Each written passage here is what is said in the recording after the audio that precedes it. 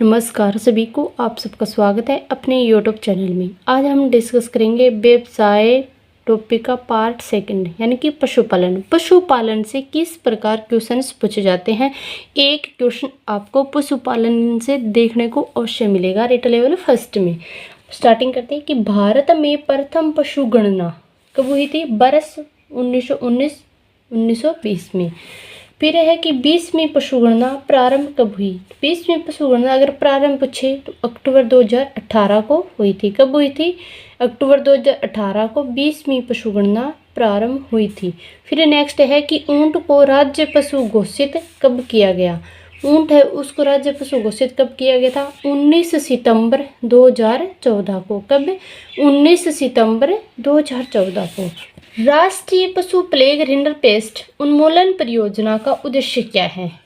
इस परियोजना का उद्देश्य है कि देश में पशु प्लेग और संक्रामक बोवाइन प्लूरोनिमोनिया का उन्मूलन करना। क्या करना? उन्मूलन करना। तो यही क्या इस परियोजना का उद्देश्य है। फिर नेक्स्ट है कि नस्लें से क्या कि बहुत क्वेश्चंस कभी कभार पूछ लिए जाते हैं। तो वो सबसे पहले करेंगे हम गाय की प्रमुख नस्लें, कि आपको क्या है कि ऐसे ऑप्शन दे देगा कि निम्न में से गाय की नस्ल है। एक गाय की दे देगा, 3 अन्य किसी की दे देगा, भैंस की दे देगा, बकरी की दे देगा, भेड़ की दे देगा। फिर उसमें से क्या कि आपको नस्ल छांटनी होगी। तो सबसे पहले हम करेंगे गाय की प्रमुख नस्लें। गाय की कौन कौन सी नस्लें हैं। गिर, थारपारकर, राठी, नागौरी, हरियाणवी, कांकरेज, मालवी, सांचौरी, मेवाती, जर्सी और होलिस्टियन। ये क्या है? विदेशी नस्लें हैं। ये कौन सी है? विदेशी नस्लें हैं। फिर नेक्स्ट है कि भैंस की प्रमुख नस्लें। तो भैंस की तो मुरा को क्या कहते हैं हम? खुंडी भी कहते हैं। सूरती, जाफराबादी, ये क्या है कि मुख्य भैंस की नस्लें हैं। की प्रमुख कितनी नस्लें? 2 ही है, बीकानेरी और जैसलमेरी। तो जैसलमेरी में क्या है कि नाचना जैसलमेर का ऊंट है, वो क्या है कि भारतवर्ष में क्या कि प्रसिद्ध है। ये ऊंट क्या है कि सवारी और दौड़ हेतु क्या है? प्रसिद्ध। अगर पूछे मान लो कि आपको सवारी और दौड़ हेतु कौन सी मान ऊंट की नस्ल प्रसिद्ध है, तो वो कौन सी होगी? जैसलमेरी। अगर जैसलमेरी से पूछे जैसे कि नाचना जैसलमेर दे दे या अन्य कोई दे दे, तो आपको याद रखना है कि नाचना जैसलमेर का संबंध है मतलब कि सवारी और दौड़ हेतु मतलब प्रसिद्ध ऊंट के लिए। भेड़ की प्रमुख नस्लें। भेड़ के हैं मालपुरी, चोकला, सोनाड़ी, नाली, मगरा, पुंगल, मारवाड़ी, खेरी, जैसलमेरी।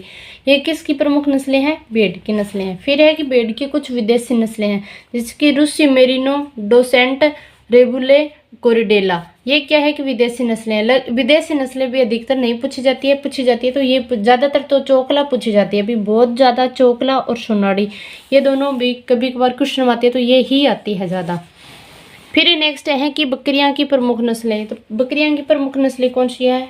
मारवाड़ी व लोही, बारवरी, सिरोही, जखराना, अलवरी, शेखावाटी, जमुनापुरी और पर्वतसरी। इसमें क्या है कि बर्बरी, बीटल, ये सब क्या है कि जमुनापुरी, ये ज़्यादातर मतलब बकरियां की नस्लें हैं भी पूछी जाती है। जखराना हो गई। फिर है कि मुर्गियों की प्रमुख नस्लें। मुर्गियों की प्रमुख नस्लें कौन सी? सबसे पहले हम देखेंगे देसी नस्लें।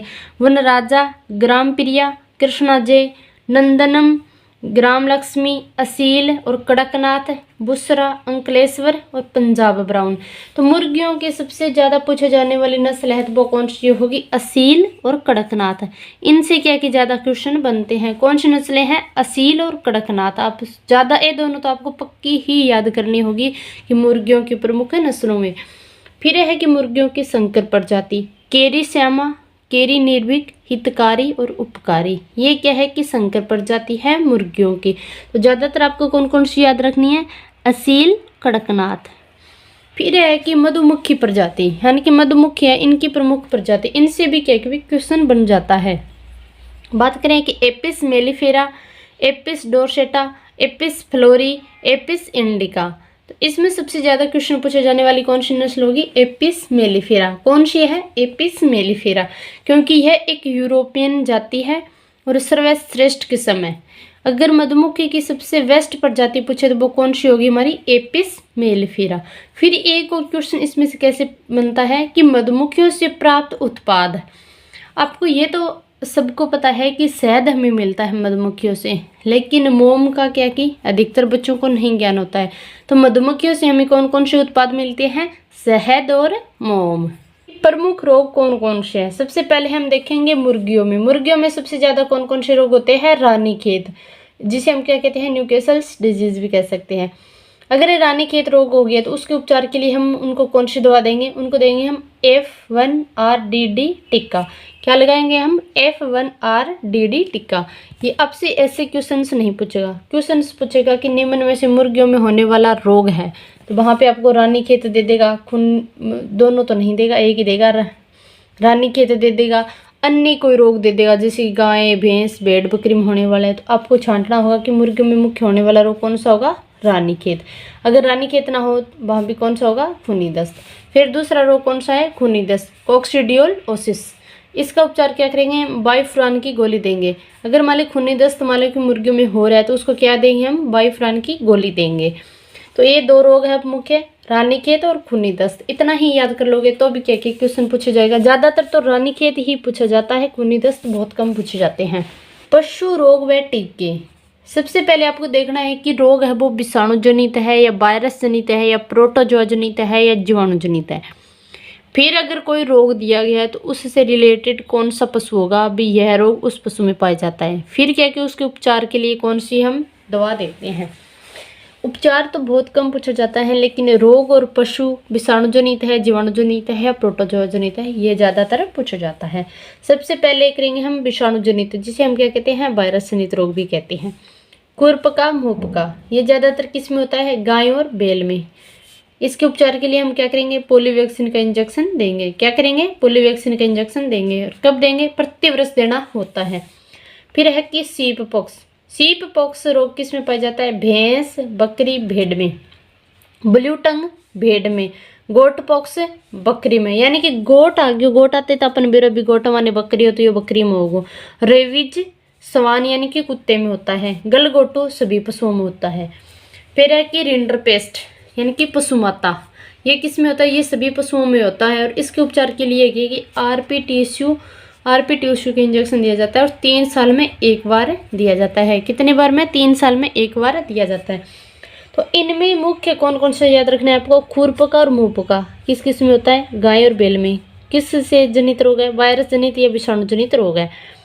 फिर याद रखना है कि ब्लू टंग किस में होता है? भेड़ में। रेबीज यानी कि कुत्ता, और गलगोटो तो सभी पशुओं में होता है। तो सब ये तीनों चीज क्या कि मुख्य इंपॉर्टेंट रोग है, और इनको और इनसे रिलेटेड जो भी पशु है उनसे भी याद रखना है। फिर है कि सरा रोग। सरा रोग किस में पाया जाता है? ऊंटों में पाया जाता है। ये क्या है कि प्रोटोजोआ जनित रोग है। क्या है? प्रोटोजोआ जनित रोग है। सरा रोग ऊंटों में पाया जाता है। और सरा रोग और क्या कहते हैं? तीव्रसा। क्या कहते हैं? तीव्रसा कहते हैं। किया एंट्रोटॉक्सेमिया, ये किस में पाया जाता है? ये पाया जाता है भेड़ में। और ये क्या है? जीवाणु जनित रोग है। फड़किया क्या है? जीवाणु जनित रोग है। किस में पाया जाता है? भेड़ में। फिर एक ग्लेडर्स, ये भी क्या है? जीवाणु जनित रोग है। और ये किस में पाया जाता है? यानी कि अश्व यानी कि घोड़े में पाया जाता है। किस में पाया जाता है? घोड़े में। ज्यादातर जीवाणु जनित तो 2 ही रोग है, फड़किया और ग्लेडर्स। और प्रोटोजोआ जनित रोग क्या है? एक ही है, सरा यानी कि ऊंट में पाया जाता है। अन्य जितने भी रोग है वो किस में है? वायरस जनित या विषाणु जनित, दोनों में से क्या एक नाम आपको देखने को मिलेगा।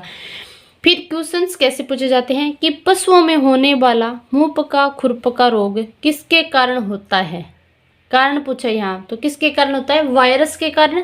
यहाँ पे वायरस ना होता तो यहाँ पे क्या होता? विषाणु के कारण। किसके कारण? विषाणु के कारण। तो इस प्रकार से क्या आपसे क्वेश्चंस पूछे जाते हैं। ये रोग तो मुख्य ही है इस भी पशुपालन टॉपिक में। रोग तो आपको पक्के ही याद करके जाने हैं, क्योंकि रोगों से एक क्वेश्चन पूछ लिया जाता है। तो आज का छोटा सा सेशन कैसा लगा? अच्छा लगा तो वीडियो को ज़्यादा से ज़्यादा शेयर